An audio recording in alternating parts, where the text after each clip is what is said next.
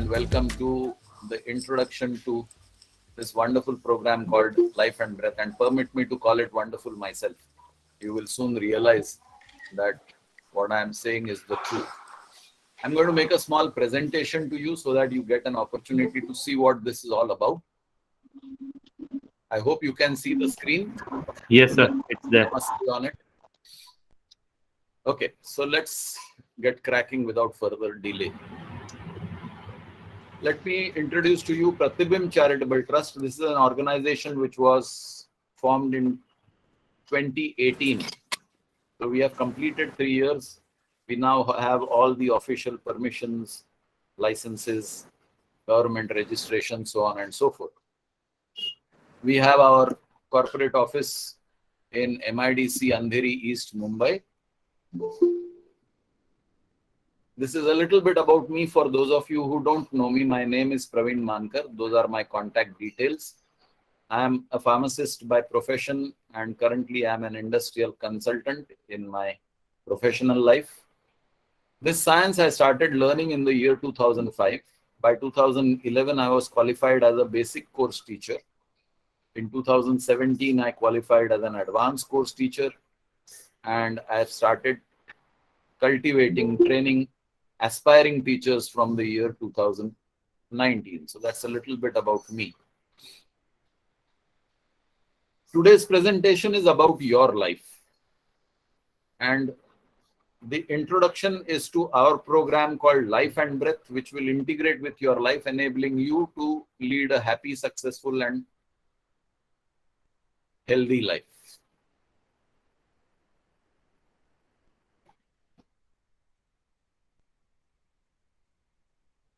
If you want transformation, if you all feel transformation the way I want it, then you are seeing a picture on your screen of 2 lamps. It is the same lamp. One is the unpolished version and the other is the polished version. The dull lamp got transformed to the shining lamp, and this did not happen automatically or by magic. A lot of effort went into the cleaning and polishing. So there is an investment of time and commitment if you want to get a result of this magnitude.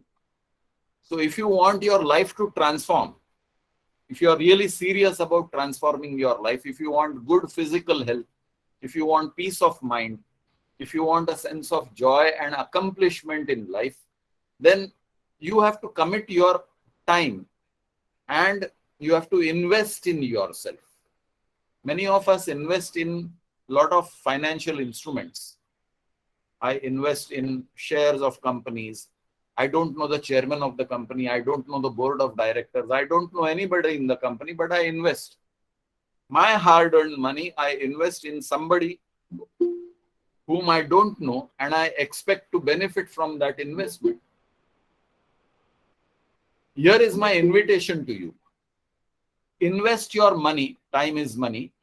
Invest your time, invest your money, invest your effort in a company that you know. You know the chairman of this company.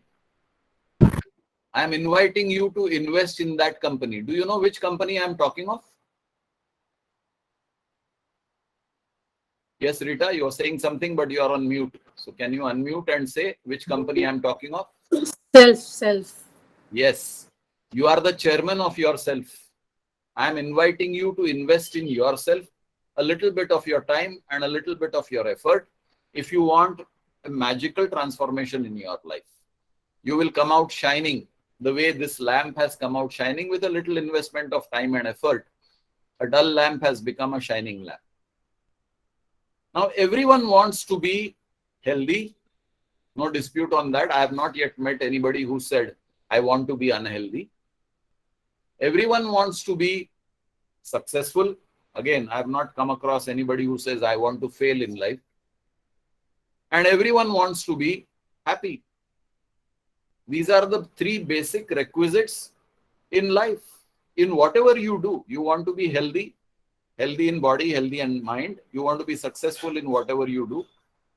You may be a chartered accountant, you may be a housewife, you may be a doctor, you may be an engineer, you may be a corporate executive.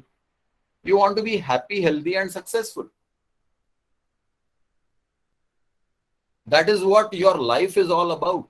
So when we say life, what do we mean by life? What is life? We commonly hear people saying, this is a matter of life and death. So when we say life, we associate somewhere with death. So let us understand life on the platform of death. Life is best understood when we compare the living with the dead. So here is a chart which will compare the living with the dead. The first state is this being is dead. So what are his symptoms? His symptoms are that you don't see any action in the dead body. You don't see any involuntary movement in the dead body. And you obviously don't notice any breathing in the dead body. You don't see the chest moving up and down. So no action, no movement, no breathing are the symptoms of a dead body that I am seeing. Let's take another level. The person is alive, but he is in coma. What do I see? I don't see any action. I don't see any movement, but I do see breathing. The person is in coma, but this is a change. I see some breathing. The person is alive, but he's sleeping. What do I see? I don't see any action taken by the person, but I see involuntary movement. I see the person shifting from one side to the other. That famous Hindi song, Karwate Badal Rahe Sari Raat Hum. So that movement is going on. And naturally, the person who is sleeping is also breathing. Then we come to a state where the person is alive and wakeful. And what do I see? I see action, I see movement, and I see breathing. So if you really compare the dead against the living, you will see breathing as the sole distinctive feature that differentiates the dead from the breathing. Now, if I were to do a small experiment, and if I invite you to try this at home, but try it very carefully. I hope all of you can see me on your screen. Can you see me on your screen? Yes. Yes, sir. So watch what I am doing.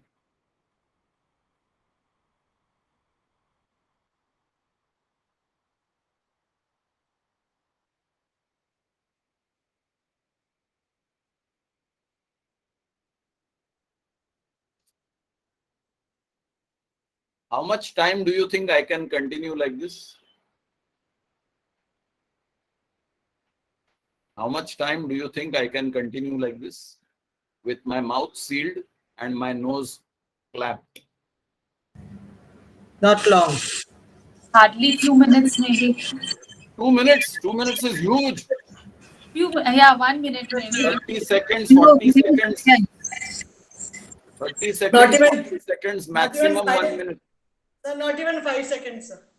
No, 5 seconds easily I can hold my breath. I can easily hold my breath for 40 seconds. Maybe little trouble for holding it for 1 minute. But that's all. In a day, I have got 1,440 minutes and I cannot hold my breath for even 1 minute. That is the importance of breath. And I don't give my breath that much importance till I am underwater or till somebody does what I did just. So you want to really understand the importance of your breath? Please go home and do this exercise. See how long you can hold your breath. You will realize that breath is the most important thing for living. You can go without food for a couple of days. You can go without water for 1 full day. But you cannot go without breath for even 1 minute. And yet, nobody pays attention to breath. If we were paying attention to breath, it would have been part of our school curriculum. There would have been a special lecture on breathing and special exercises on breathing from the school days onwards. We don't have any training program in breathing in school, yes or no? We were not taught breathing in college.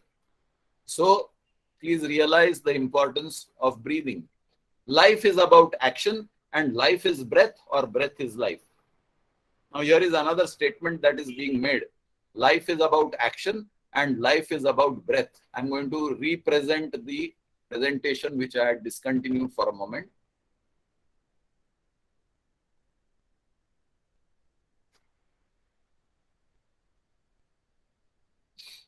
So there are two lines here. Life is about action. How many of you would like to live a life in coma? Somebody is taking care of me. A nurse is there who is taking care of me. I am in coma. How many of you would like that kind of a life? I am sure none of you would like that. That's not life. Look at that world champion, racing champion, Michael Schumacher, in coma for so many years. Do you think he likes it? Do you think his family likes it? Nobody likes it.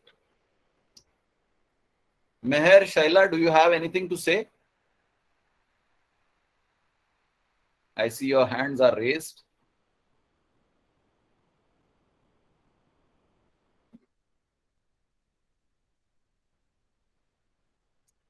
Okay. So, would you like to spend your life sleeping? None of us would like to spend our life sleeping. We are people of action. We want to be in action. Life is about action. And life cannot go on without breath. You cannot take any action if there is no breath. So breath is a very important aspect of your life. We all want to live, but we don't want to be in coma. We don't want to be sleeping all the time. We don't want to merely breathe. We want to be in action. Action defines life. My action as an engineer defines my life. My action defines my life as a chartered accountant, or as an artist, or as a musician, or as a sports person, or as a doctor, or as a housewife, or as a parent. Whatever actions I take in my life defines my life. So my actions are very important. Action is the expression of life. So if action is life, then let us look at some actions which are simple actions and some actions which are complex actions. We all take simple actions like breathing. We all breathe. Eating and drinking, walking, talking, cleaning, dressing, sleeping, hearing and seeing, touching and feeling. These are simple actions which any human being would take very easily. There are certain complex actions we take. We think, and all of us don't think alike. We think differently. So your thinking is different from my thinking, is different from somebody else's thinking. So it's a complex action. Some of us teach. Teaching is a very complex profession. It's not as easy as people think it to be. If it was so easy, then all students would be top rankers. Teaching is a complex profession. Healing is another complex profession. Not everybody can be a healer. You need to have special qualities to be able to heal others. Inventing. Not everybody is a scientist who can invent something in life. Inventing is a complex action. Discovering is another complex action. Managing is another complex action. Everybody cannot be managers. We muddle through our management of our day-to-day activities and our life. But these are all complex actions. What are the instruments for actions? We have the body, we have the mind, and we have the energy. Our body is made up of systems: respiratory system, nervous system, circulatory system, digestive system, excretory system, reproductive system. Every system is made up of specialized organs. My liver is a specialized organ. My pancreas is a specialized organ. Heart, brain, spleen, these are all special organs. All these organs are made up of specialized cells. And every cell is made up of atoms, which is common. So at the final level, we are all atomic. So imagine if you are atomic, what kind of atomic energy is there inside you? And if you are able to tap into that atomic energy, can you imagine what kind of work you would be able to do? So that is as far as the body is concerned. Then when we come to mind, we all claim that we have a mind. We all know and think that we have a mind. But if I ask you, where is your mind? You will struggle. If I ask you, where is your nose? You can easily point out, where is your nose? Or where are your eyes or ears or fingers? But if I ask you, where is your mind? I will get different answers from different people. If I ask a surgeon, have you ever seen a mind when you have done an operation and opened up a human body? And the surgeon will tell you, no, I never found the mind. I found the heart, I found the kidneys, I found the liver, I found the brain, I found the lungs, but I never found the mind inside the human body. So mind is something which is abstract. We are aware of our mind as conscious mind and subconscious mind because we have read something about the mind here and there. We will learn more about mind in our course. Then there is a third component which makes us, and that component is the prana energy or the life force that is there in every human being. You are watching me speak to you, you are watching me on the screen, and I have been introduced to you as Praveen Mankar. My identity exists as long as this prana energy exists inside me. The day my prana energy goes out of my body, the day, as in common language people say, the day I will die, I am no longer Praveen Mankar. Anybody would refer to me as body. You will hear people saying, "Arey body ko uthao, arey body ko haar pehnao, arey body ko leke jao, body ko jalao, body ko dafnao." Nobody will say Praveen Mankar ko uthao, Praveen Mankar ko jalao. Everybody will refer to me as a body. I have lost my identity the day the prana energy, the life force, has deserted me or gone out of my body. And yet we don't pay enough attention to this life force inside us. So this is about us, the human being. While in action we have problems. All of us have problems from time to time. Different types of problems. Again, problems are divided into two. We have physical problems, health problems, and I have listed some of them. Cough, cold, fever, stomach ailments, itches and rashes, headaches, infections, anemia, anorexia, sleep, lack of sleep, aging, listlessness, and the current flavor of the world, COVID-19. I have not listed some of the more serious ones besides COVID-19. The diabetes, the cardiac condition, the cancer, the arthritis, which makes life extremely painful and difficult to live and also expensive to live. So these are some of the health issues that you and I encounter either in ourselves or in people near and dear to us. But we have a solution. Either we have home remedies. So if I've got cough and cold, I take some sort of kada or some sort of warm water, lemon and honey, and I hope to get cured by home remedies.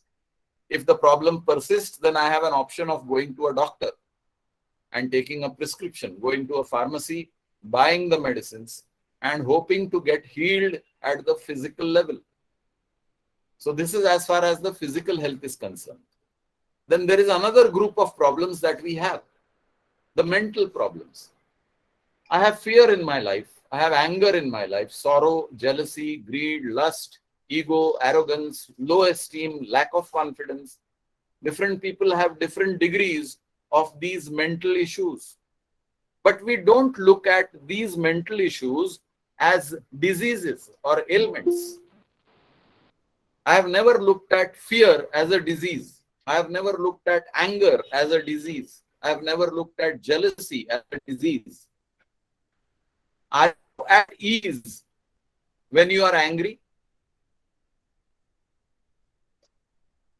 I'm sure none of you is at ease when you are angry or when you are sad or when you are jealous or when you are afraid. So when you are not at ease, you have a dis-ease. But mental conditions are never considered as disease. I have never gone to a doctor saying, doctor, I am having fear. Can you give me a tablet? I have never taken a tablet or a syrup for fear. I have never taken an injection for anger. I have never applied any ointment or balm for sorrow. I have lived with my mental diseases from my childhood till today without treatment. And this is true for most of us, that we have lived with our mental diseases without attempting to heal ourselves. We have attempted physical healing. We have never attempted mental healing. This leads to depletion in professional and personal performance naturally. So imagine I am in the office and I want to make a report, submit it to my boss. That is the demand of my job for that day. I bend down to open a drawer to remove a file. As I bend down to my right, the left side of my hip gives me a sharp shooting pain. What happens to my work? Immediately my attention goes to the pain in my hip and I stop opening the drawer and I groan. Ouch, my hip is paining. My mind goes to first aid department in my company. I phone them up and say, do you have a painkiller? I got a catch in my hip. Please send me a painkiller. I want a painkiller. So till I take the painkiller and have a little level of comfort restored in my mind, my attention is divided to the work in hand and between the work in hand and my pain. So part of my attention is on my pain, part of my attention is on the work. I don't concentrate on my work and the quality of my work suffers. There is a depletion in my professional performance when I have a physical ailment. I'm even considering applying for half-day leave. The same thing happens when I am mentally disturbed. So some subordinate did not obey my instructions. I got terribly angry and I shouted at him and I fired him. And I'm mentally disturbed. In that mental disturbance, I made an error in the report I'm supposed to submit to my boss. My boss caught that error and my performance appraisal got affected because of the error that I committed. Now, this is as far as professional performance is concerned. Now, in that state of disturbance in the office, either physical or mental, I return home and my wife greets me with a smiling face and asks me, आते आते सब्जी लाए क्या? आपको बोला था आते आते थोड़े आलू और vegetables लेके आइए, लाए क्या? And I get irritated. Here I am in pain, my hip is paining. I am on a painkiller. I have applied for leave. I have come home and all that you can think of is vegetables. So I shout at her. Or I have been fired by my boss. I am in a state of mental disturbance. I had no opportunity to vent out my anger on somebody. The first person I met is my wife and her smiling face becomes an irritant for me and I shout at her. Depletion in personal performance. So when I'm mentally and physically disturbed or diseased, I'm not at ease physically or mentally, it affects my professional and personal performance. So the important question, do we know how to improve performance of body and mind? So if I ask you these questions or this question, some of you will say, no, I don't know how to improve performance of body and mind. Fair enough. Some of you will say, yes, I know exactly how to improve my physical and mental performance. Some of you will say, I don't know. And some of you will say, I know, but not enough. I don't know fully. I know a little bit here and there. All these answers are correct. There is not a wrong answer in this because this is the truth. How many of you brush your teeth and take a bath every day? And I'm sure most of you or all of you will say, yes, I do. Yeah. Just raise your thumb. If you're brushing your teeth and having a bath every day, just raise your thumb. Yeah, great. See, all of you are brushing your teeth and having a bath. But if I were to ask you, how many of you clean your pancreas? Raise your thumb if you're cleaning your pancreas every day. There you are. Nobody. Or if I ask you, How many of you clean your liver? Or your spleen? Or your brain? Or your heart? Or your joints? And those many organs that you have in your body. And most of you would not know how to do this. And you might wonder, ये आदमी पागल है क्या? ऐसा क्या सवाल पूछता है? Is it possible to clean the liver every day? Huh? Has anybody succeeded in cleaning the pancreas?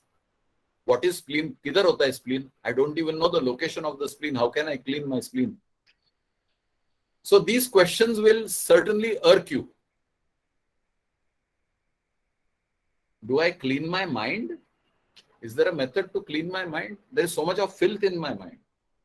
How do I clean my mind? So these are all logical questions, and we will see how we can go about doing this. Coming back to life is breath. So if life is breath, then the next question is, do we breathe correctly? Again, the same answers, yes, no, I don't know, not enough, and all answers are correct. But have you been taught to breathe correctly? And most of you would say no. Some of you might be going to yoga classes and you probably have attended Baba Ramdev on TV and heard and listened and seen how he is breathing. And probably you think you are breathing correctly. You think you are breathing correctly. But have you been taught to breathe correctly? Probable answer is no. There might be exceptions here and there. If I ask you the question, how much do you breathe? You have no measure of your breath unless you have done a PFT, pulmonary function test. Some of you with lung issues, asthma, fibrosis might have done a pulmonary function test, and probably you know how much you breathe. But otherwise, a common man would never know how much he or she breathes. How much should we breathe? Again, a question which we don't know. Because we have no parameter or we have no measurement which will tell us how much should we breathe and how much are we breathing. So the next question is, why should we breathe well? What is the reason for breathing well? So take the example of a key. Most of us carry some sort of keys in our pockets, and a duplicate key is hanging on the wall in our house. What is the difference between the key that is in your pocket and the one in your house? The key in your pocket is constantly shining. The key that is hanging on the nail has gone rusty. Why has it gone rusty? Because it is not in use. So remember this example. How much of our lungs do we use? There is a medical fact and statistical report which says that in the world population, adults barely use 10% of their lungs. That means you and I are not using 90% of our lungs. And if we go by the law of what is not used gets degenerated, disintegrated, destroyed, taking the example of the key, then you and I are in trouble. 90% of our lungs have got degenerated, on the verge of destruction, because we have simply not used our lungs. Take another example. People who have seen railway lines. On the railway lines where the train is plying regularly, you will see the railway lines shining. But on the railway lines where the trains are not running regularly, you will see the rust on those railway lines. Take the example of bridges or buildings. The buildings which are being occupied and used, as also the bridges, are in a state of upkeep.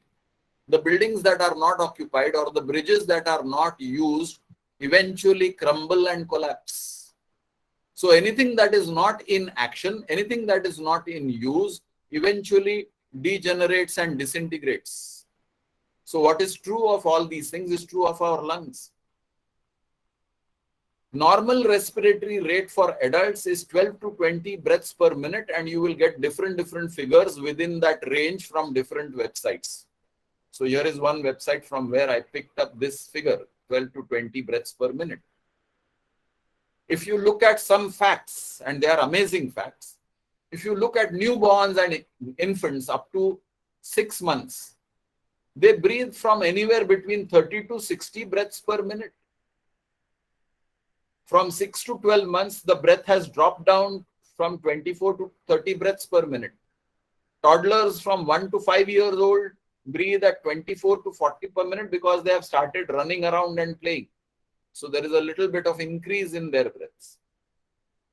Children from 6 to 12 years, again, you will notice a drop because now they are more engaged in studies. Their lifestyle has become more sedentary.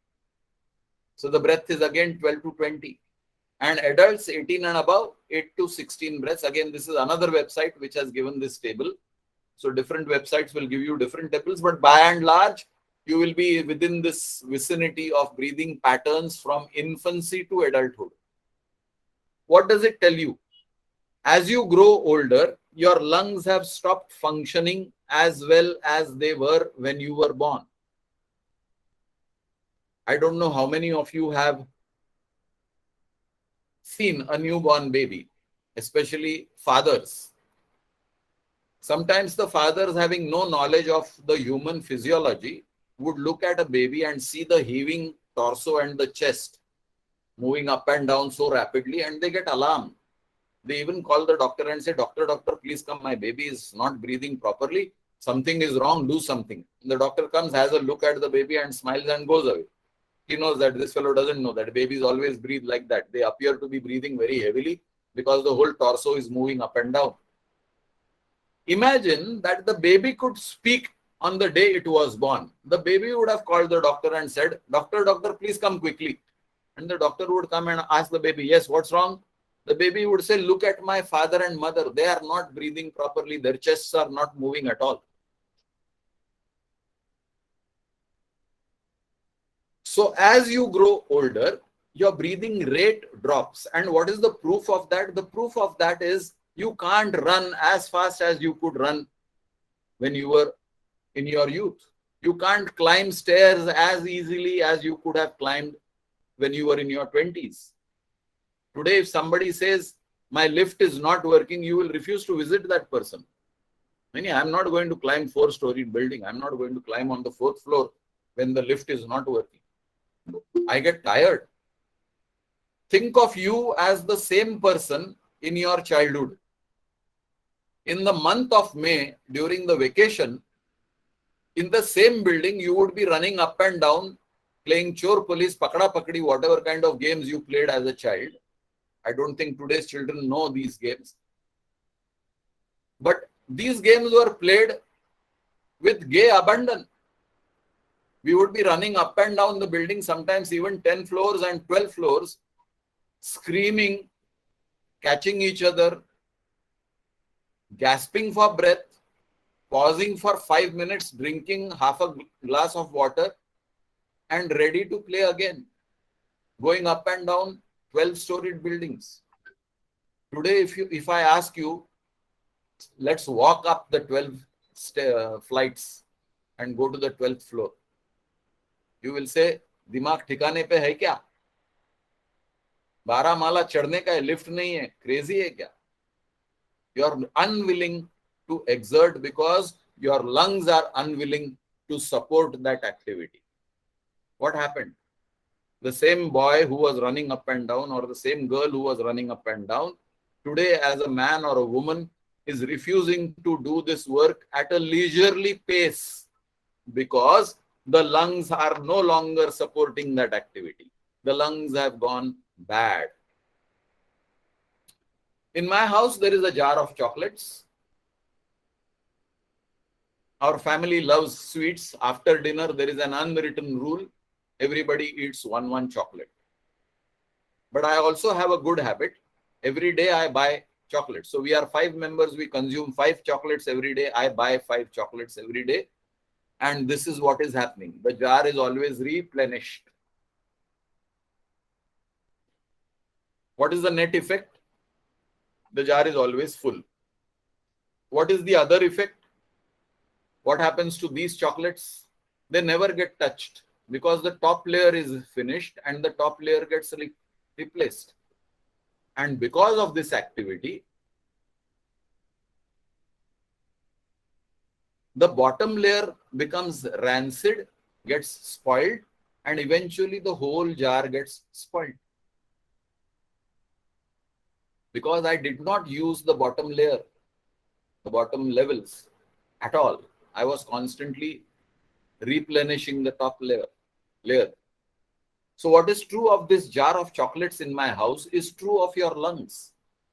Because you are not using a large portion of your lungs, 90% of your lungs have gone bad. Is this alarming? Yes, it is alarming. Is it serious? No, it is not serious. Why is it not serious? Because there is a remedy. So let's look at some facts. As we grow older, we find breathing more and more difficult. We cannot run fast. We cannot climb stairs easily. We gasp for breath with a little exertion. Recovery time is longer than tiring time. Earlier, I could run for 2 hours, rest for 10 minutes, and I'm ready to again run for 2 hours. I used to play cricket match whole day, running around here and there on the field. Resting periods were few and far in between. But my body had the energy to do the running around the entire day. Today, I run for 10 minutes, I rest for 1 hour. The pattern has reversed. Earlier, I used to run for 2 hours, rest for 10 minutes. Today, I run for 10 minutes, I rest for 1 hour. Compare this with our own youth. We could do all these activities quite easily. Conclusion, our lungs have gone bad. They no longer support this physical activity. Let us look at the breathing process. So on your screen, you will see a heart. One side is impure blood in blue color and one side is pure blood in pink red color.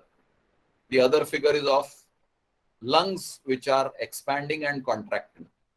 On the top of the lungs, you will see a figure O, which is oxygen from the air.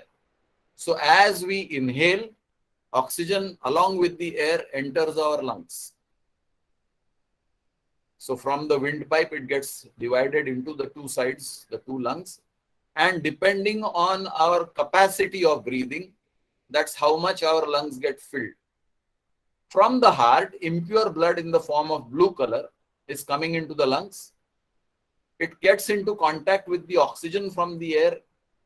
The oxygen burns the impurities in the blood, converting it to carbon dioxide, which is getting thrown out. You will see C going out of the lungs and O coming in the lungs.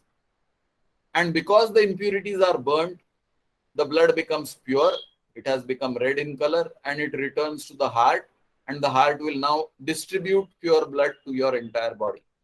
So this is your process of respiration and circulation. Exchange of oxygen and carbon dioxide. Now look at this picture. I had asked the question, how much do I breathe? So first look at the extreme right corner. You will see total lung capacity as 6,000 ml or 6 liters. It varies from people to people from 5.5 liters to up to 6.25, 6.5 liters. But let's say 6 liters. Look at this at the left, what is called tidal volume. And it says only 500 ml. Which means that every breath that you take, you are taking in and exhaling only 500 ml of air, which is not even 10% of your lung capacity, slightly less than 10% of your lung capacity. So this is a scientific figure of the proof that we adults don't breathe enough. We have the ability to breathe enough, but nobody has taught us how to use our lungs better. And therefore we breathe less. Now just imagine that I could increase my inhalation. Here is my inspiratory reserve volume. I increase it by merely 50 ml. My reserve capacity is 3.1 liters, but let's say I increase it only by 50 ml. By simply increasing 50 ml, I have increased my lung capacity by 10%. My current lung capacity is 500 ml. I made it 550 ml. I've increased by 10%. Similarly, I have an expiratory exhalation reserve volume of 1.2 liters. Let's say I increase it by 50 ml. So overall now I have increased by 100 ml. By simply increasing my breathing pattern by 100 ml, I have increased my lung capacity by 20%, which is a huge increment. So if I were to teach you certain breathing exercises which would enable you to increase your lung capacity only by 100 ml, and 100 ml is nothing but 6 tablespoons, it is a great improvement of 20% in your lungs. And depending on how much effort and time you are willing to invest in improving your health, you can increase your lung capacity by 200 ml, 300 ml, 400 ml. You can see the tremendous improvement in your lung capacity, breathing patterns, and overall health. Can I improve? That's the question people ask after seeing this slide. I've already answered that. But you need to invest your effort, you need to invest your time, and only then you will improve. So when you have improved, what happens to your lungs? Now the same diagram, but the difference here is, see, the volume of air in your lungs has improved. It has increased. And that is shown by the blob that has increased in your lungs. What does it tell you? It tells you that you are now taking in more oxygen. And because you are taking in more oxygen, it is capable of burning more impurities and more carbon dioxide is being thrown out, and the blood is better purified. So the blood purification is much better because your breathing has improved. This is pure, simple logic. The mystery of breathing. Where do oxygen and carbon dioxide come from? Oxygen comes from the air and it is chemical fire. Fire burns and the product of burning is carbon dioxide. What does oxygen from the air burn in the blood? Impurities collected from various organs. What are these impurities? These impurities are the wear and tear of the organs that are constantly working. Blood is flowing through the blood capillaries, arteries and veins. So there is friction of blood with the tissue. That friction causes some damage. Some cells are getting damaged. They get carried by the blood. Your other organs are performing some chemical functions. Some hormones are being released. Chemicals can be corrosive. Some of the cells get corroded. For example, your stomach is releasing acid. So in that acid, some of the linings of the stomach getting corroded. So what happens to that? Either it is excreted out or it is picked up by the blood. Your blood is going to the heart. Your blood is going to the liver, to the brain, to so many organs. Every organ is doing some work. So some impurity of organic matter is being collected by the blood, brought to the heart. The heart pumps the impure blood to the lungs. The lungs have the job of burning these impurities, but the lungs say, मैं क्या करूं? ये आदमी breathing ही नहीं करता है, मेरे पास oxygen कम है, मैं कहां से burn करूं?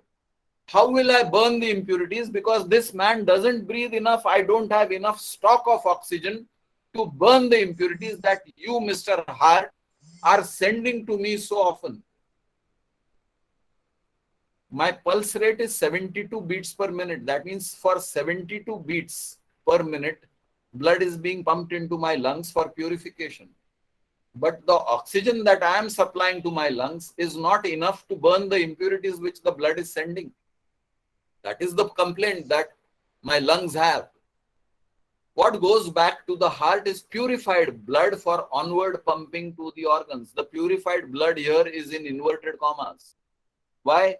Because it is not as purified as it should have been. Why? Because I did not supply the oxygen necessary to burn all the impurities in the blood. So my purified blood, the so-called purified blood, is essentially semi-purified blood. So let us look at the same subject in a picture form. Here you have a body at the bottom right corner. You have a heart and lungs in the middle, and you have a nose on the top left-hand side. Let's see what happens. The organs in my body are doing the work, and therefore they are generating impurities, which are carried by the blood to the heart. So impure blood goes to the heart. The heart does the job of sending the impure blood to the lungs. The lungs are a meeting point for the air that I breathe in, and I bring along with the air a chemical called oxygen. This oxygen meets the impurities in the blood in the lungs, burns the impurities, converts them to carbon dioxide, burns the impurities, converts them to carbon dioxide, and that carbon dioxide is being thrown out in my exhalation. The net result of this activity is that my blood is purified, and this pure blood returns from the lungs into the heart, and the heart does the job of pumping this pure blood back to various organs in my body. All these organs, the brain, heart, liver, stomach, kidneys, pancreas, bones, muscles, are supplied with pure blood. What is the function of the blood? Collect nutrition from the stomach and supply energy to various organs in the body. Collect waste matter from the organs of the body, give it to the heart for onward pumping to the lungs where they are supposed to be burned. Now my lungs do not have enough oxygen to burn the impurities. What happens? The impurities remain in the blood. My capacity to absorb nutrition from the food that I have eaten reduces. So though I am eating sufficient quantity of food, I am not getting enough nutrition because my blood does not have the capacity of collecting the nutrition because it is still loaded with impurities. So on the one hand, I am not supplying sufficient nutrition to various organs in the body. On the other hand, my blood is incapable of taking in more kachra because it is already loaded with kachra which was not burnt.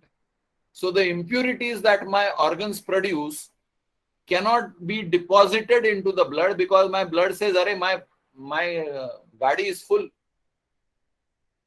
And therefore, my blood purification is not adequate simply because I did not breathe enough, simply because I did not supply sufficient oxygen to my lungs, simply because nobody taught me how to breathe.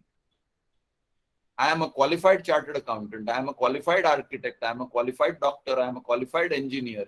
I did a lot of education for 12, 15, 16 years. Nobody taught me breathing. I learned a lot of lessons. I learned a lot of subjects. But this most important aspect of life, nobody taught me. My blood is a garbage vehicle. Why is my blood a garbage vehicle? Imagine that in my building, we produce 2 bins of garbage. But one day, municipal authorities send me a letter saying that there is a lot of construction work in your area. New families have come in. There is too much of load on my municipal garbage collection vehicle. From tomorrow, we will collect only 1 garbage bin from your society. So what is the result? Out of 2 garbage bins, 1 bin is not being collected. So over a period of 7 days, 7 garbage bins accumulate in my society compound. There is a lot of foul odor. There are mosquitoes and flies. There are rats and lizards and cockroaches, and eventually bacteria and fungus and disease in my society. Simply by not clearing garbage from my society deteriorated and members of the society got diseased. What is true of this example of municipal garbage vehicle is true of my breathing. Oxygen is the garbage destruction mechanism in my body. When I don't supply that oxygen, the garbage is not destroyed, the garbage accumulates and I suffer from disease. Is it so simple? Yes, it is so simple. Why nobody is doing it? I am also surprised why nobody is doing it. Let us see what happens as a result of poor breathing. So here you will see 2 tubes. One is a red tube, which is a blood tube, and the other is a blue tube, which is the air tube. You will see impurities in the form of emojis in that red tube, and you will see oxygen in the air tube. Now, when you breathe and you supply oxygen to the lungs, the oxygen diffuses from the air tube into the blood tube.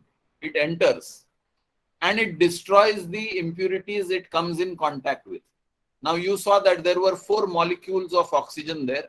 So they tackled 4 particles of impurities in the blood. This is just to give you a graphic picture of how the purification takes place. But what is the net effect?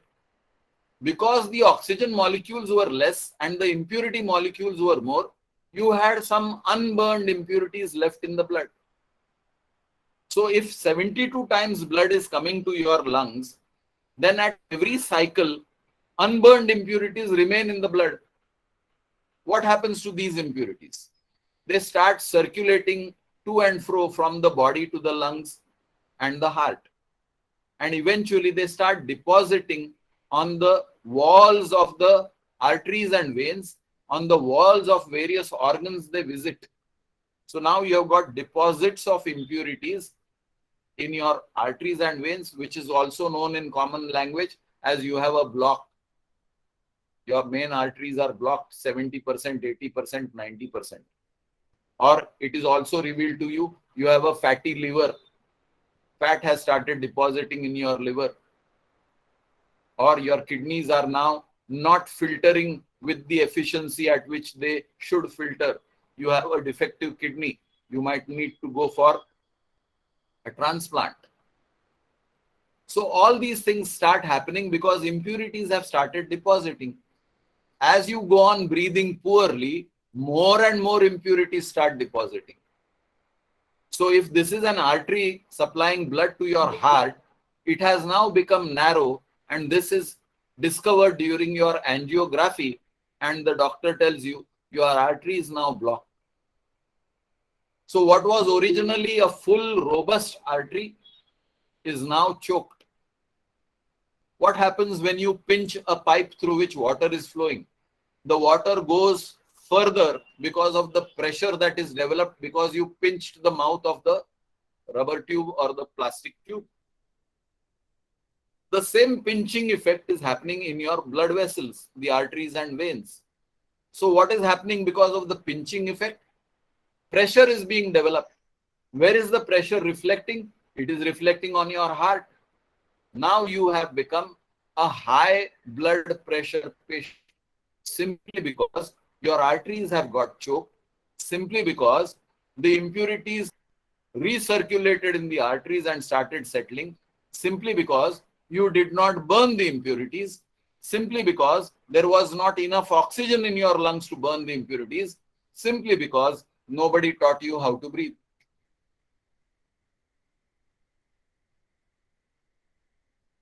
There are blocks in your blood vessels, there are blocks in your organs. Impurities also pile up in the organs. Organ failure and disease start increasing. You must have had experiences of some elderly relative in the hospital deteriorating in health. Several parameters are being monitored. The blood pressure is being monitored. The creatinine is being monitored. The urine output is being monitored. When the patient was admitted, his urine output was 150 ml per day or 200 ml per day. Now the nurse comes and tells you, इनका urine बहुत कम आ रहा है, 25 ml ही आ रहा है. इनका kidney shutdown हो रहा है. There is organ failure. There is organ shutdown. So you will hear such kind of comments from doctors and nurses and people in the hospital. Organ shutdown has started. And eventually that elderly relative passes away. What is this? This is because of the impurities that have never been cleared and they have gone on piling in the organs, making the organs slowly dysfunctional and useless. Take the example of a high BP and heart failure. So all this is going on in my body and I am unaware that impurities are getting deposited in my arteries, veins, heart, liver, all those things. For 20, 30 years, I am able to tolerate this atyachar. My body does not complain. But one day, suddenly, I get a pain in my chest. I start sweating. I get palpitations. Now I am worried. For the first time, I got some symptoms. So I go to the doctor. He takes my pulse rate and he says, oh my God, your pulse is 85. It should have been 72. It's racing. It's 85, 90. Let me take your blood pressure. So he takes my blood pressure and he says, oh my God, your blood pressure is 160 by 90. It should have been 120 or 130 by 70 or 80. So you are a high BP patient. So what does he do? He gives me some medicine. Here is a 25 milligram tablet. You consume this tablet, you will be all right. What is all right? I feel all right. Has that 25 milligram dissolved the impurities in my arteries and veins? No. The impurities continue to be in the arteries and veins. It only eases my discomfort and I get symptomatic relief. For 1.5 to 2 years, I am comfortable consuming 25 milligrams every day of the medicine that my cardiologist gave me, and I feel okay. But after 2 years, the same symptoms recur, and I go back to the cardiologist, and he checks my pulse rate and BP, and he says, "Oh my God, the condition has returned to that bad state. Let me give you 50 milligrams." So he doubles my dose. Again, for 1.5 to 2 years, I am okay with the higher dose. Again, the symptoms occur. So now doctor says, let me do angiography. So he does angiography and then he suggests angioplasty. There are 4 blocks in your heart. I need to do angioplasty. So then you permit the doctor angioplasty. You spend some few lakhs here and there. Angioplasty is done. Another couple of years, you feel all right. And again, your heart arteries get blocked. You go back to the doctor and he says, oh my God, now angioplasty will not work. We'll have to do bypass. So again, you spend some tons of money and you get your bypass done. And this cycle keeps recurring because these procedures, which are medical procedures, are not addressing the root cause of the pileup of impurities. The medical procedures are only giving you symptomatic relief and you feel that you are getting healed. You are not getting healed because the impurities are there. All of us have had experience in our kitchen of the sink getting choked. Yes or no? And when the sink chokes, what do?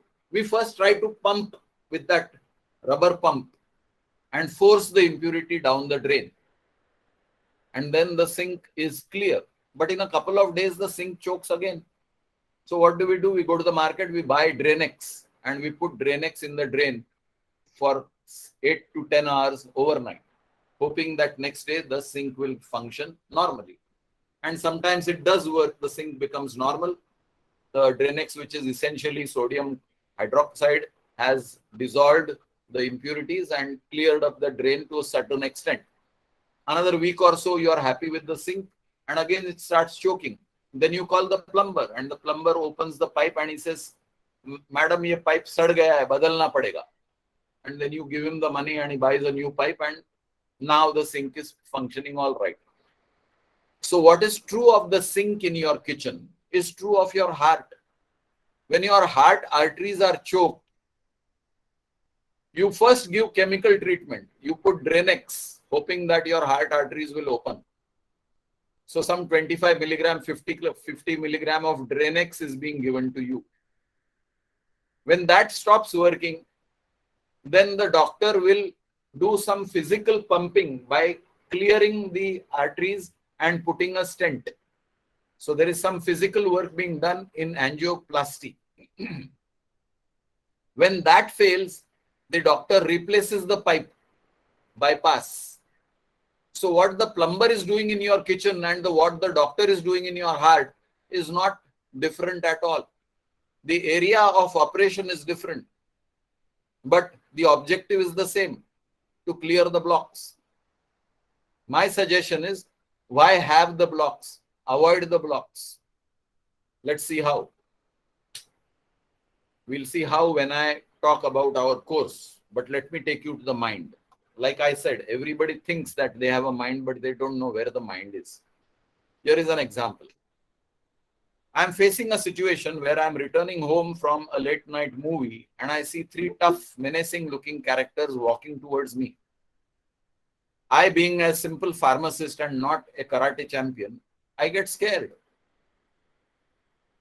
And I know that I have only one option, yahan se bhago, nahi to ye gunde mujhe loot lenge, marenge.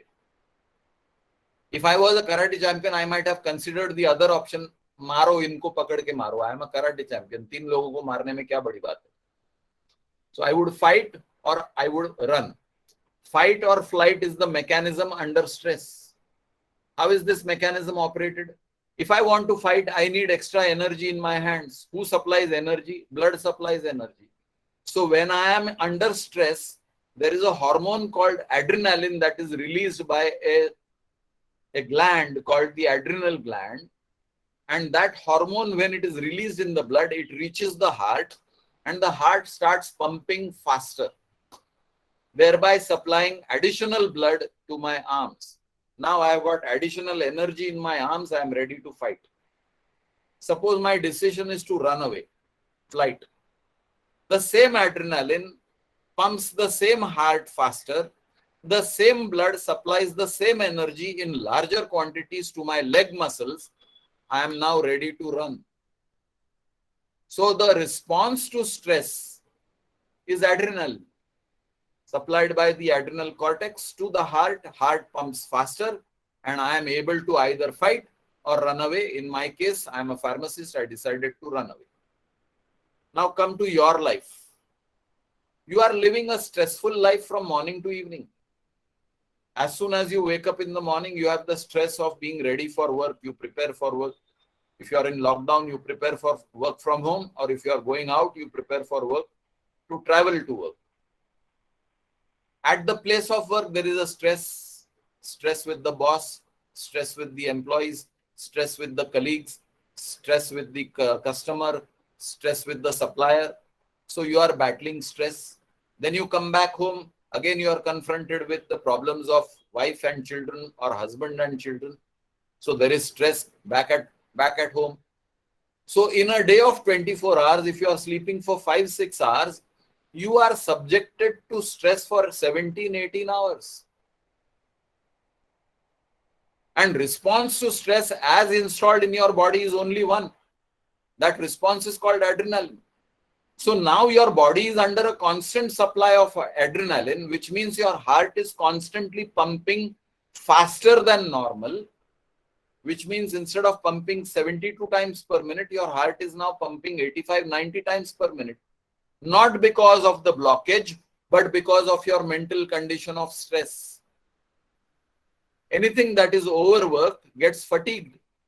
And when you are in fatigue, your heart muscles start weakening and you have the same symptoms of giddiness, perspiration, pain. You go to the same doctor and the same thing happens. 25 milligram, 50 milligram angiography, angioplasty, bypass, and bye-bye. You have become a certified cardiac patient because of your mental condition of stress. Now here I am giving you an example of cardiac condition. But arteries and veins do not get choked only in the heart. They get choked everywhere in the body. The supply to the brain reduces. You then suffer from Alzheimer's disease, Parkinsonism, and dementia. The arteries and veins get blocked in the liver. Now you are suffering from liver disease, cirrhosis. The arteries and veins get choked in the pancreas. Now you are becoming a diabetic patient. The arteries and veins start choking in your legs start swelling, varicose veins. Different kinds of physical ailments have started coming up because you were mentally stressed. Adrenaline was released, heart was pumping faster. You were constantly afraid, certain other hormone was released, certain other chemical imbalance happened, and certain other part of the body got diseased.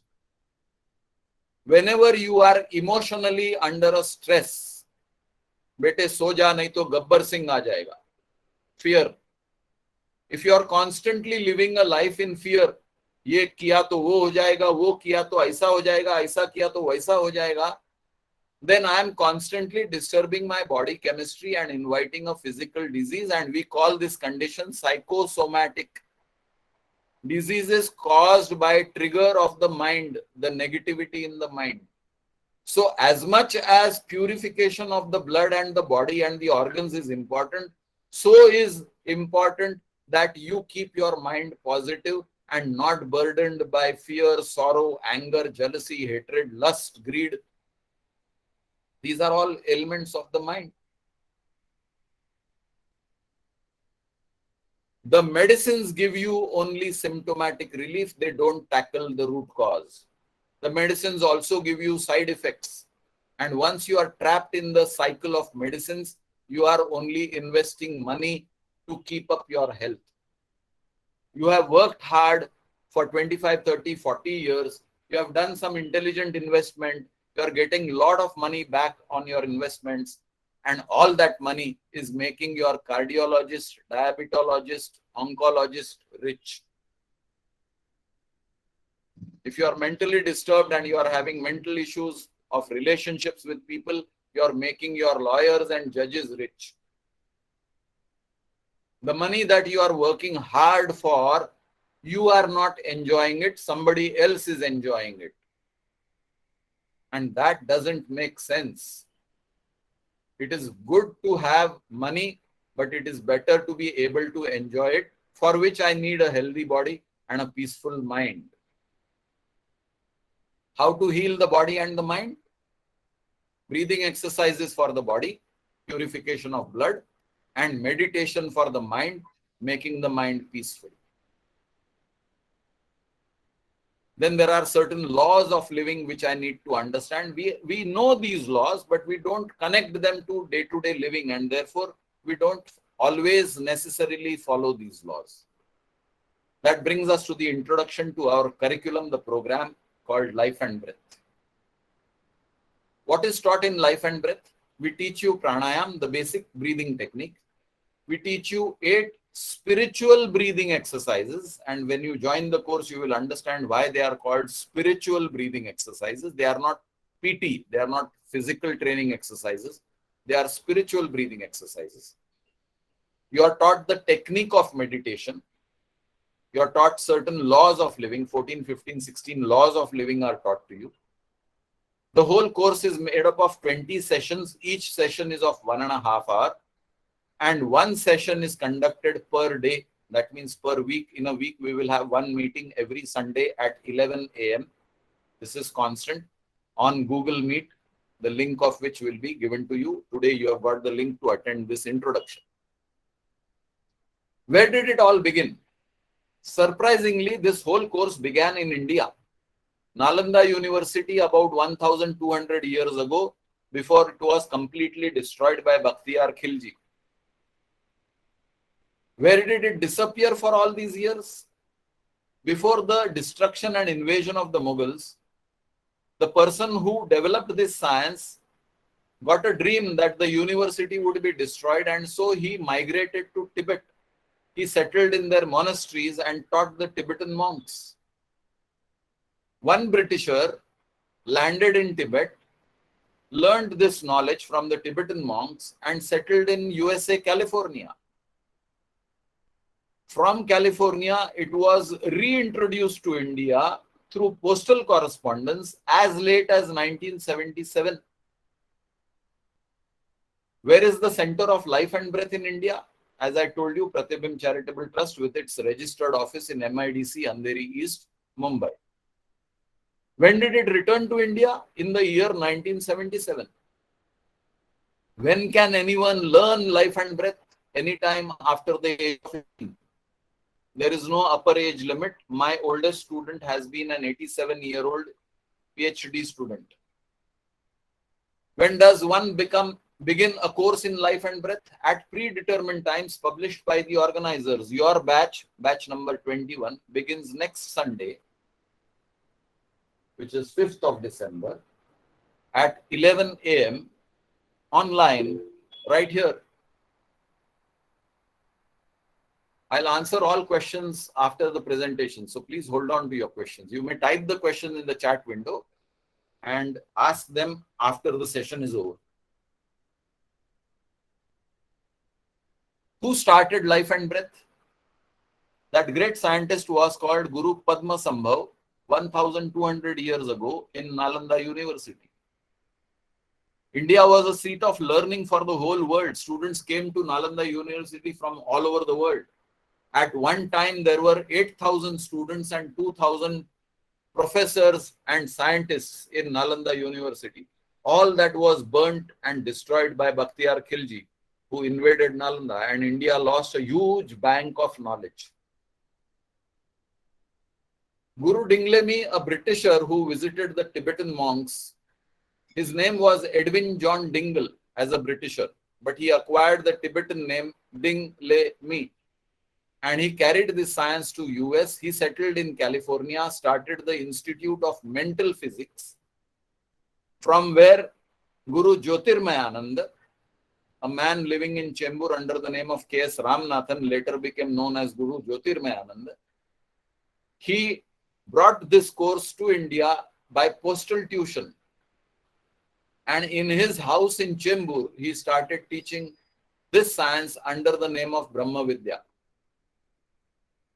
Who conducts life and breath in India? Pratibim Charitable Trust, established in 2018. I acquired this knowledge as Brahma Vidya and taught Brahma Vidya till 2017, after which I started teaching as mental physics, the original course of Guru Dinglemi. And then when we formed the trust, then the whole course was remodeled and now it is called Life and Breath. Who teaches life and breath? Teachers qualified by Pratibim. The teachers are selfless volunteers. The money that is collected from you is not paid to the teachers. Part of it goes into the administrative work. Part of it goes into your own lessons, which are printed and sent to you by courier. Or if you are attending class, handed over to you. Part of the money is for website maintenance, administrative expenses. And the remaining money is all channeled into charitable activity, which I will come to in a moment. Who can undertake the life and breath course? Anyone above the age of 18. There is no bar for any religion. There is no sex or community that is barred from attending this course. We don't talk religion. We talk of the body, we talk of the mind, and we talk of the spirit, the prana shakti. There is no religion in our course. For us, God is the energy inside you, me, every living being, including plants and animals. How is life and breath taught?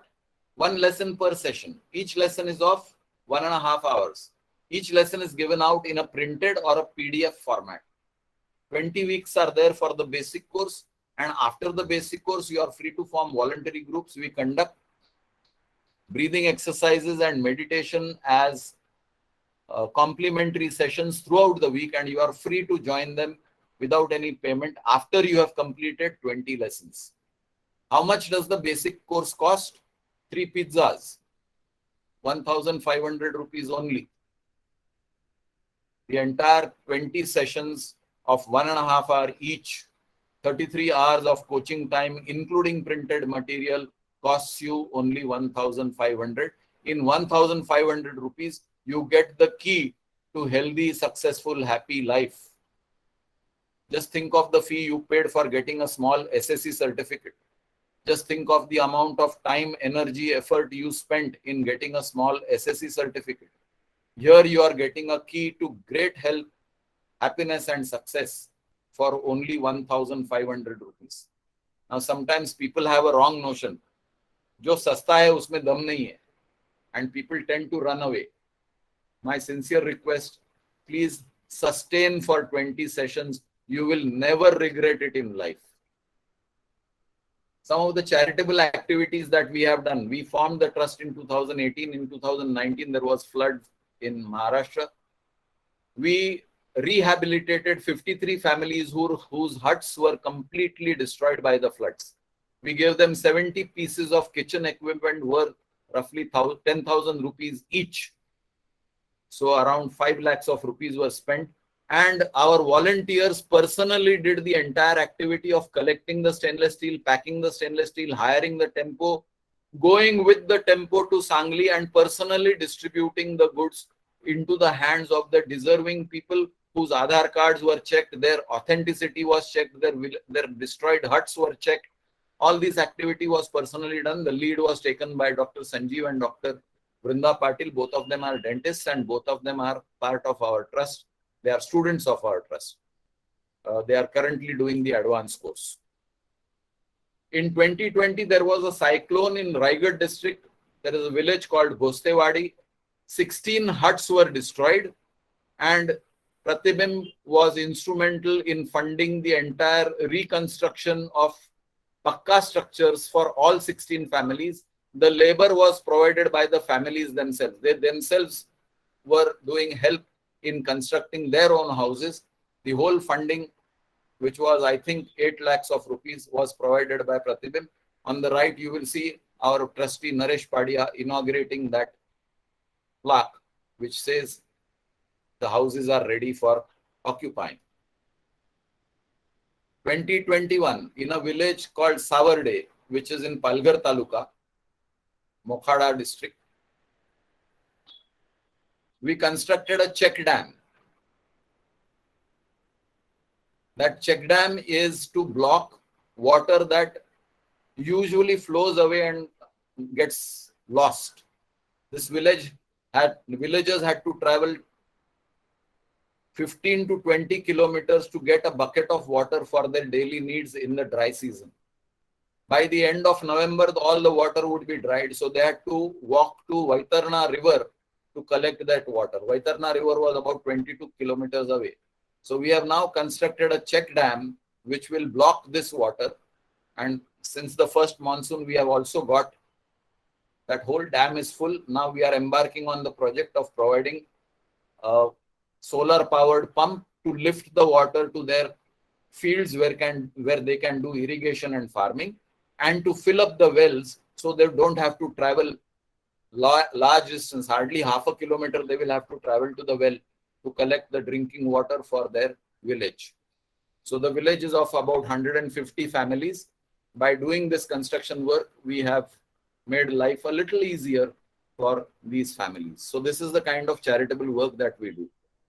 In Nair Hospital, we supplied an operation lamp for an emergency COVID maternity ward. Earlier, they were using an ordinary lamp, and we supplied the operation lamp. That is the money that was remaining with Pratibim Charitable Trust. And we got an acknowledgement from the Dean of Nair Hospital for the charity that we did. This is the picture of the check dam, recent picture. I think in the month of November, we took this picture.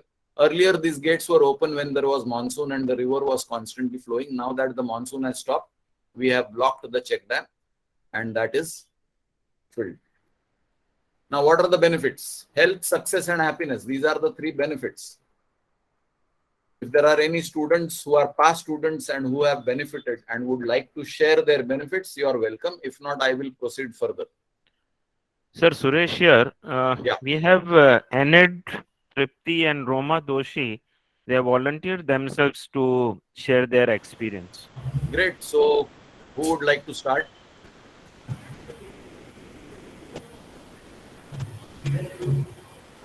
Yes, sir. I would like to start. This is Enid here. Yes, Enid Fernandez has just completed batch number 19. So she's one of the most recent students of Life and Breath program. Yes, Enid, please go ahead. Yeah. So I want to say this Life and Breath course has been another discovery for me. And it's a wonderful discovery, as sir says the word wonderful, because it is a course, it's a course that develops the whole of you, whether it is the physical, the emotional, and your spiritual growth. Because without one or the other, you don't grow wholly. And I can see one thing, I had a pretty bad back problem. I could not sit straight for more than 5 minutes. And my spine used to hurt. Then I had to lean against something. And in the last 2-3 months, I realized that I can sit straight without any backrest. And I can lift my right leg over my left leg or my left leg over the right leg. Earlier, I used to get a lot of pain. So I want to tell you that I got a lot of healing in my spine doing the exercises. And I must say that the exercises you do honestly, you do patiently, with a loving heart and loving yourself, loving the exercise, you will get tremendous benefit. Because that was not only one of the benefits, I had other problems, issues also. And I found that The exercises helped me overcome everything one by one. And exercises always help you with your emotional well-being also. I can see that emotionally you feel very good. And of course, the life and breath exercises with the meditation has added to my spiritual growth. I have started with just 10 minutes of sitting still makes a big difference to your spiritual welfare. So you don't have to master this in one go. It will take time. It took me time. Initially, I did get a little frustrated because I could not hold my breath for long. Now my lung capacity has improved tremendously.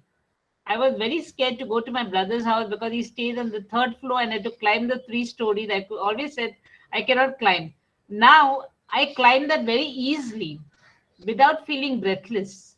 And that was a real discovery, a real growth for me. So you need to spend time with yourself patiently and lovingly. And from that will come a lot of joy and gratitude in your heart. And that is what helps you to live a good life. And also, let me tell you that once you remove the blocks, the cleaner, the more you keep cleansing yourself, the more you are able to contribute to your family, to your society, to your nation, to the world. It is only by first doing the inward journey with yourself. Yeah, that's all what I wanted to say. Thank you, sir, and thanks to the Life and Breath course. Thank you, Enid. Thank you for sharing. Roma Doshi, Trupti Doshi are mother and daughter. They were also part of the last batch number 19, which ended last Sunday. So, Roma, you would like to start? Yes. Yeah, go ahead. Thank you very much, sir. Am I audible, sir? Okay. I have a very different kind of experience, which I never could imagine earlier than this, that I had severe pain in all the joints of my body. Especially knees were absolutely painful while climbing up and down. So I used to be very, very frequent visitor to the physiotherapy clinic for the therapy. And every alternate month, I used to go for 10 therapies, and that would give the temporary relief, not the permanent, because every alternate month, I was a regular visitor. And my physiotherapist would always laugh that, Roma, this is going on since so long, and you are just giving me money. And then this course came. It was actually originally done by my brother, and my brother inspired my daughter Trupti. And Trupti, just simply requested me that, Mom, just do this introductory course once. And if you feel, then we will go ahead and I will join with you. So I definitely agreed and I joined this introductory session last time. And I was so very much convinced. I loved the examples that you shared with the pictures and stories.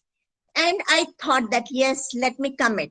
I made a formation that, by the end of the course, I have healed these areas of my body. Now, to be very frank, I used to crib certain times in life that this is not happening, this is not done, negative thinking. And then suddenly I stopped doing it and I started thinking positively. And the changes along with the exercises and beautiful affirmations and meditations have brought the change. Now today I can say, I can vouch that I'm comfortably climbing up and down at least 10 to 12 stories because we are builders and I visit my construction sites and I keep going up and down absolutely without any pain. My joint pains everywhere from all parts of my body has vanished.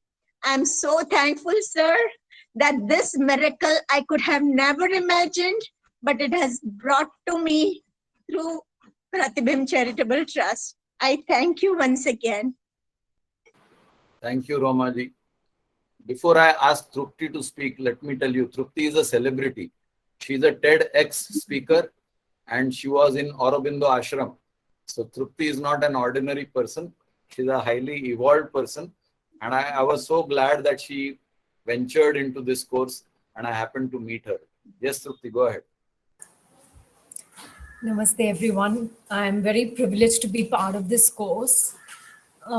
This course has given me 3 distinct benefits, which I'm able to share with you today, but I'll be able to share much more with you after all of you complete the 20 sessions. This course has given me benefit at the level of the body, at the level of the energy, and at the level of my spiritual growth. Firstly, at the level of the body, just 1 month before this course began, I had a cervical spondylosis detected, and I was unable to move my neck completely.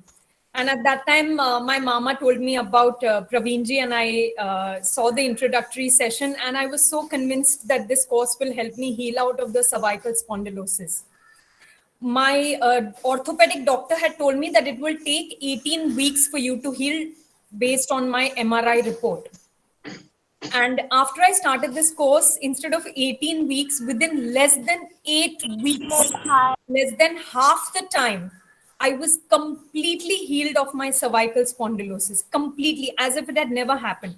My orthopedic doctor was completely stunned because he was telling me that you might have to go for surgery. And I said, I will not go for surgery. And with the help of the exercises, the breathing exercises, I completely healed out of the cervical spondylosis. That was the first thing.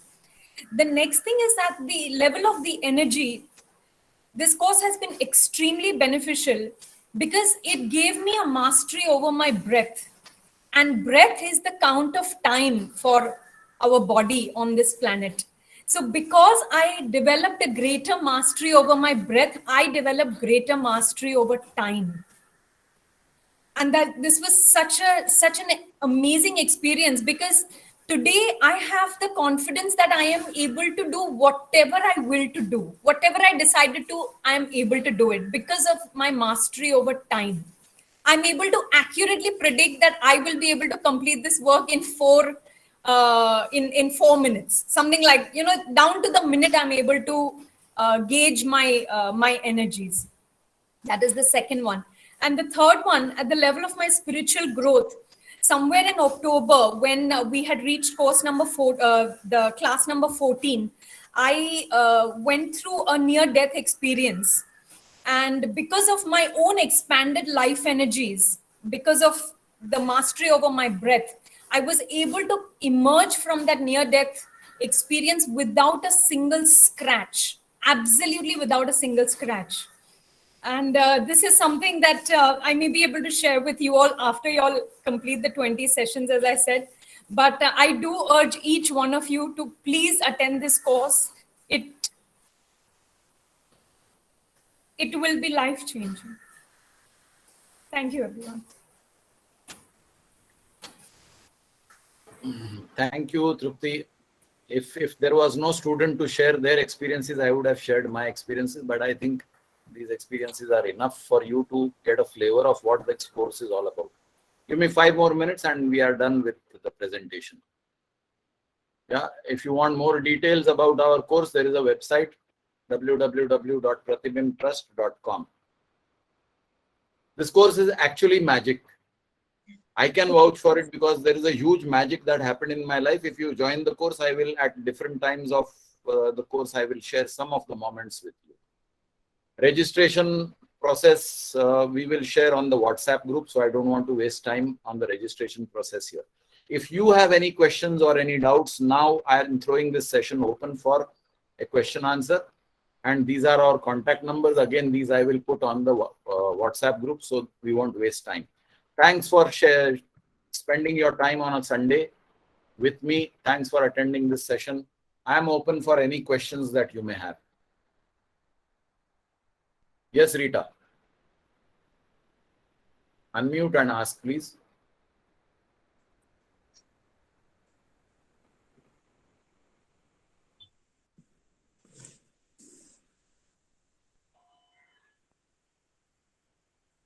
1.5 hours each Sunday.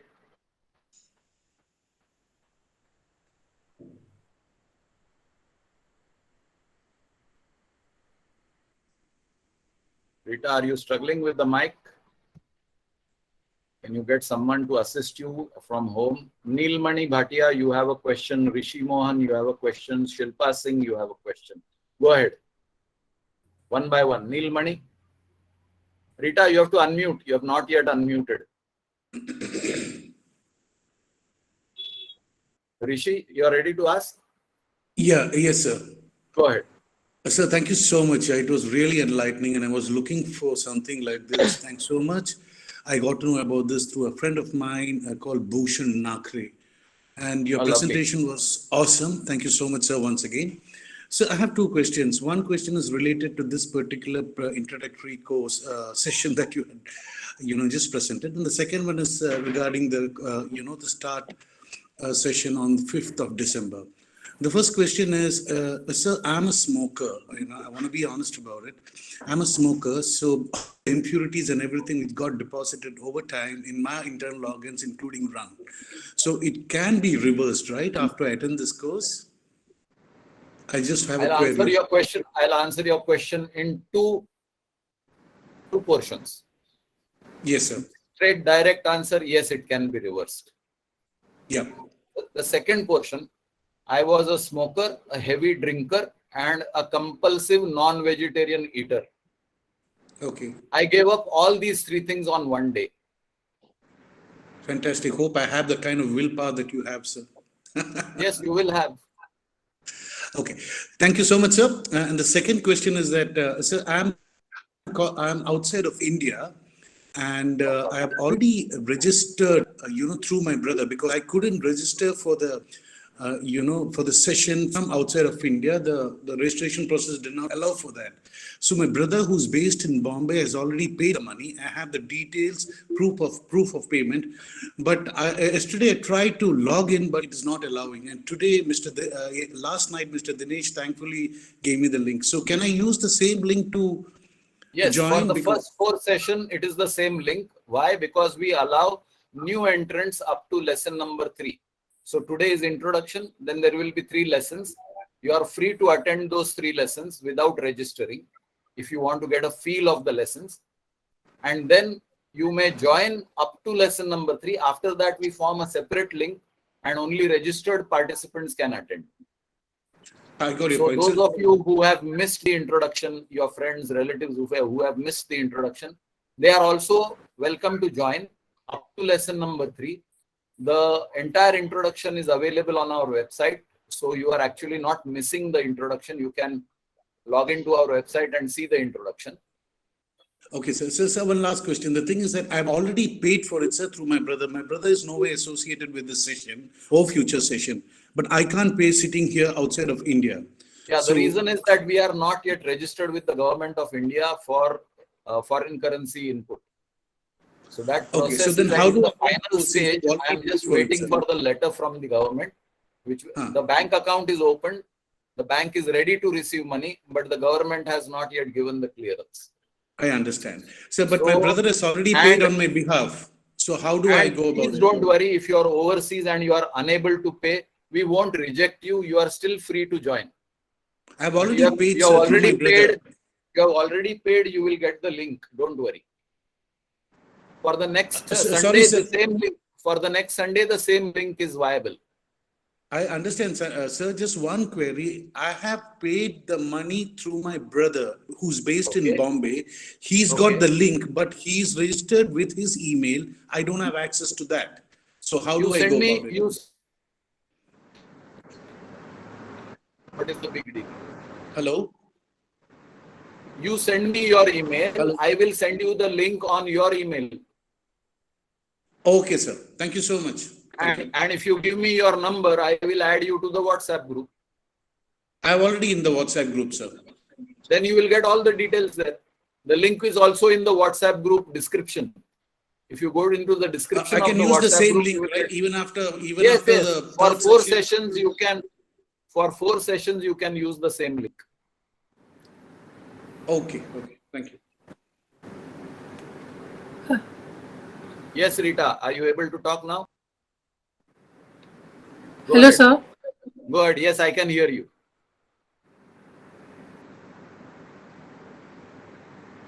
Go ahead, I can hear you. Hello, Rita. sir.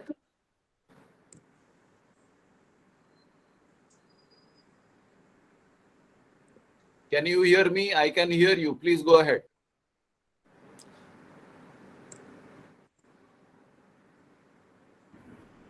Hello? Rita, please go ahead.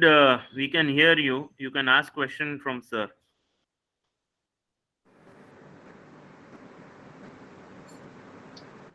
Okay, we will wait till Rita is ready. Shilpa, you have a question? Yes, sir. Good morning. Good morning. And Good thanks for the afternoon. good introduction. Actually, I was introduced by one of my friends, Rohini. She is still doing the course, Mhm. and she knows that I do have some issues, autoimmune issues. So one after the other, another autoimmune issue crops up in every 6 months, and another thing comes.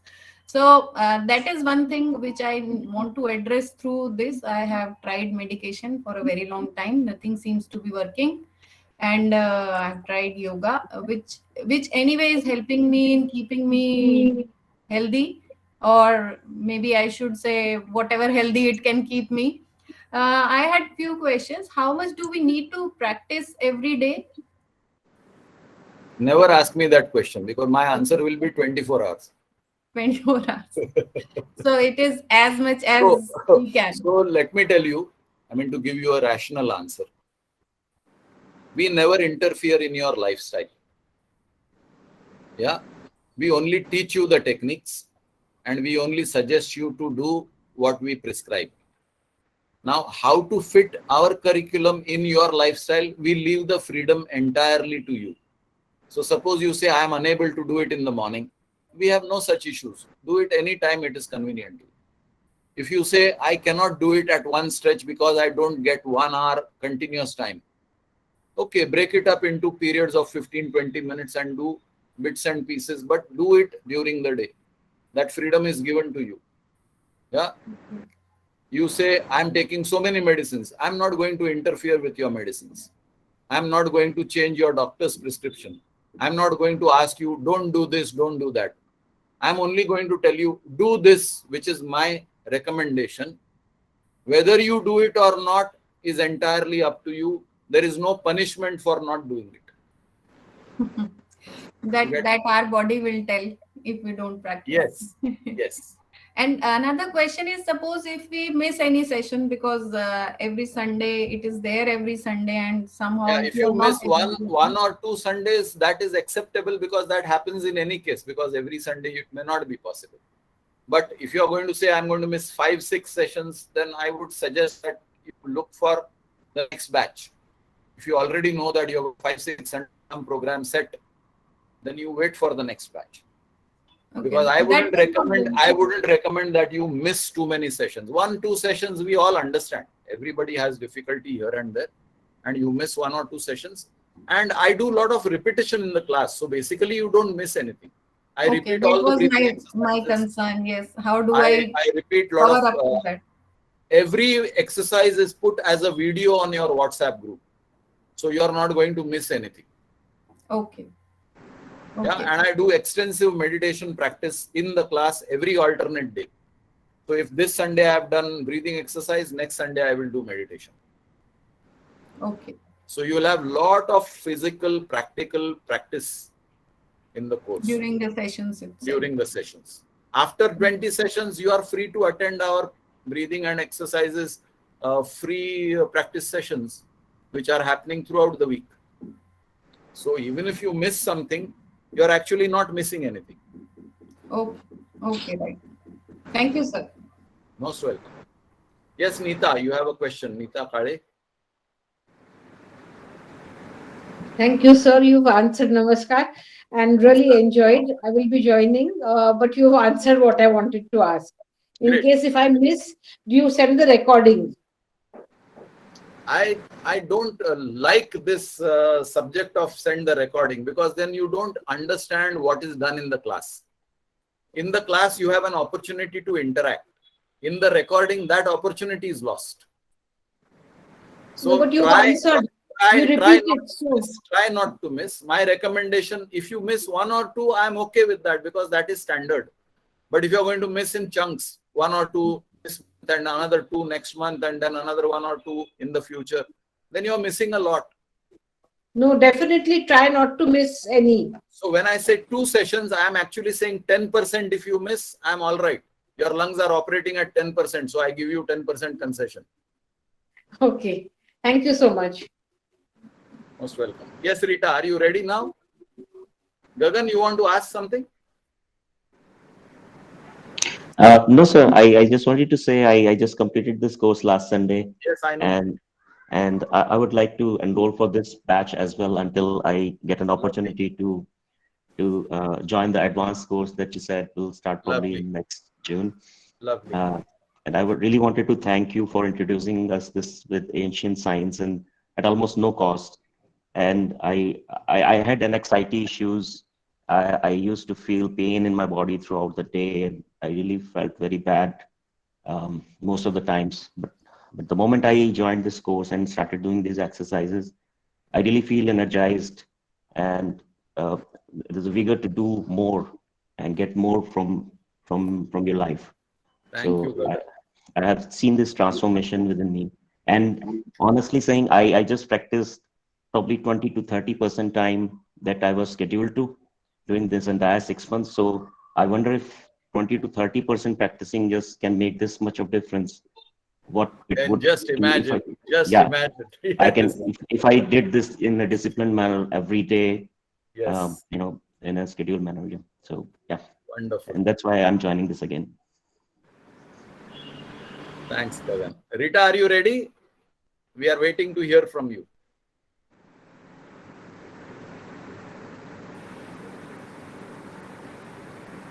Rita, go ahead. Hello, Rita, can you hear me?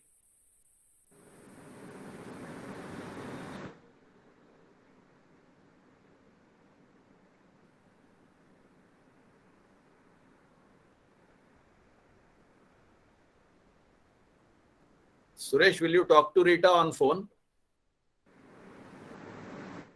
Yes, sir. I'll do that. Yeah, just type out in the chat window and talk to her on phone. Yeah. Anybody else has any question? Sir, how do we join the WhatsApp group? How do you join the WhatsApp group? I will put the WhatsApp link on the chat window. You can join through there. Or Hello, if you- sir. I had a question. Yeah, go Can ahead. you hear me? Yes, I can hear you. Yes, sir. My name is Nusrat and I'm from Abu Dhabi. And Your name is? Nusrat. Oh, you're Nusrat. You're appearing as Rita. Yes, Nusrat, go ahead. Okay, that's why I was just waiting. Who's Rita, So this is Nusrat and I was recommended by Pallavi. Okay. Okay, so Pallavi Pallavi Jaikar. gave me, Pallavi Jaikar. And just through her I came, and I just want to know, this course is only about the breathing exercises or it's the asanas also as well? There are no asanas. Only the breathing exercises. Yeah, there are And, postures. There are postures, but no asanas. The postures are either sitting on a chair or standing up. Okay, and also, sir, is it mandatory to be a vegetarian for enrolling in Not this at course? all. As I said, I don't interfere in people's life. One student came and asked me, "Sir, मैं रोज whiskey पीता हूँ." पियो यार. No, Enjoy but life. can we benefit with this course? Means having a non-veg diet. That's my question, basically. There is no issue at all. What we focus on is the breath. आप कुछ Okay, भी sir. खाओ, as long as the food that you are eating is healthy food. Okay, sir, that's Non-veg, fine. vegetarian, vegan is all lifestyles. I don't interfere in lifestyles. Okay, thank you so much, sir. I don't interfere in your personal choices at all. No, just to get 100% There are so many people who eat non-vegetarian. So what? As I said, Because, there is no bar on admission. Neither community, nor your economic status, nor your geographic location, nor the color of your skin. There is no distinction for us. Sir, I have started on medication, BP medication 2.5 mg, and as you told, it has increased to 5 mg now. So I'm having some issues with my plantar also in the left nerve system, left nerve leg. So I just wanted to know whether breathing, I want to get the best of the You have course. plantar fasciitis? Do you have Yes, plantar fasciitis? Yes. Okay, that is very easy to cure. Don't worry. Okay. Thank you so much, sir. Most welcome. It was nice. I will be joining this course. Thank you so much. Could you please add me in the WhatsApp? Ashwini Rajasekar. Suresh, can you take that number, Ashwini's number? Udyoma. Yes, Sir. sir. I'm doing it, sir. And Priyanka Jain also. Sir, Yeah, I'll do I Yes, I you have thyroid problems, so will this help? We have a lot of cases of thyroid cure. So that's easy. That's very easy. But the cure depends on you, not on me. You must practice what is taught. If you don't practice and you just attend classes, I have no magic in my hands. Yeah. गिली thyroid गया, ऐसा कुछ मैं कर नहीं सकता.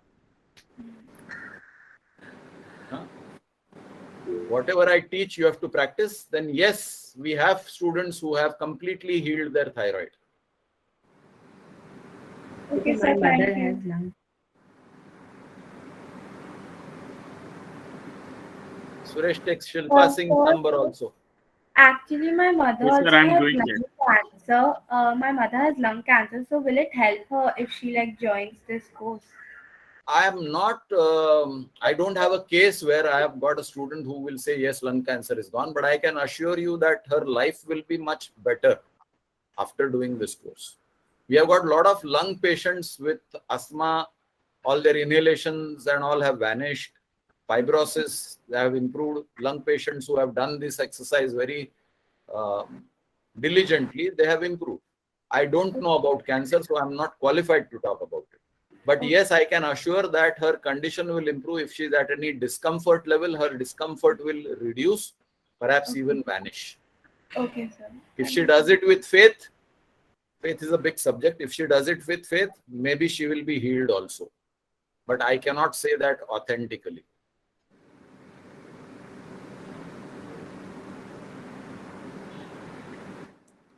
Anyone else has a question?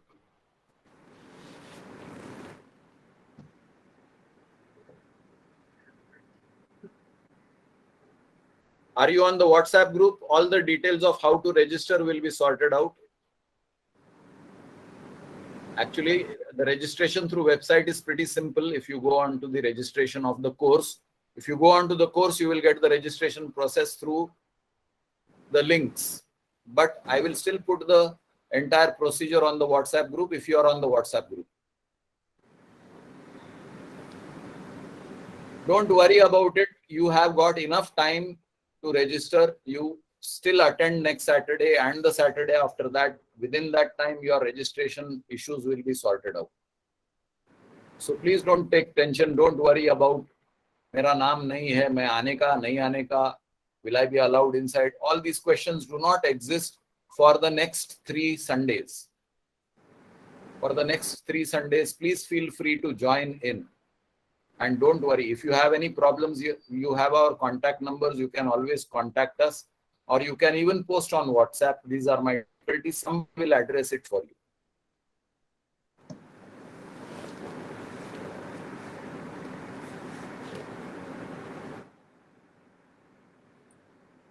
Any other question?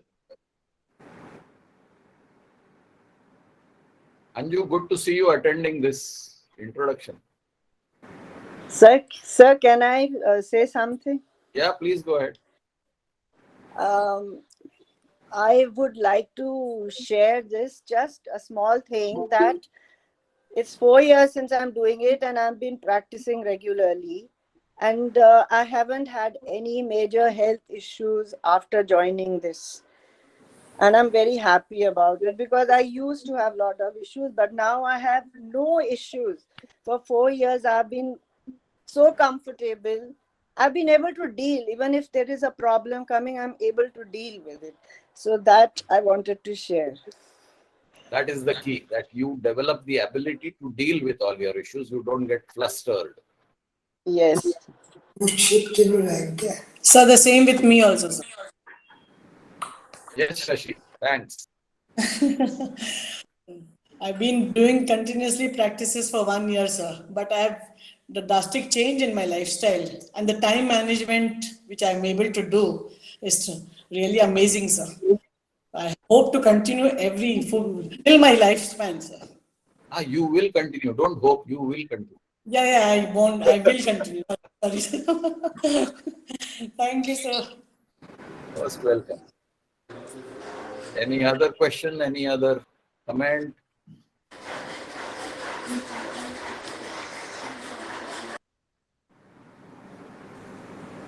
Sir, I guess it's mandatory for me to put in my 2 bits. But I would like to share with everyone that I'm one of Sir's old students, and don't think twice. It's marvelous if you get the benefit, if you're lucky that you've got Praveen Sir teaching you, because you can only come out of it a better and the results speak for themselves. And a small thing for Shilpa, who was asking whether she can do it, her exercises. I normally split my exercises into 2-3 bits because I don't have too much time in the morning. Only make sure that I haven't eaten a very heavy meal. So that was for Shilpa. Sir, I took the liberty. Thank you, Asha. Okay. Thank you, everyone.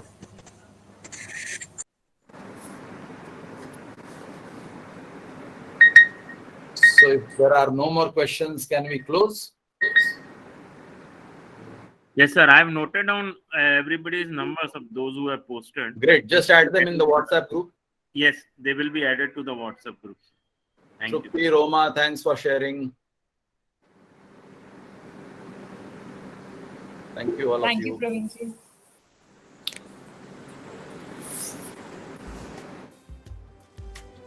Bye. Take care. See you next Sunday.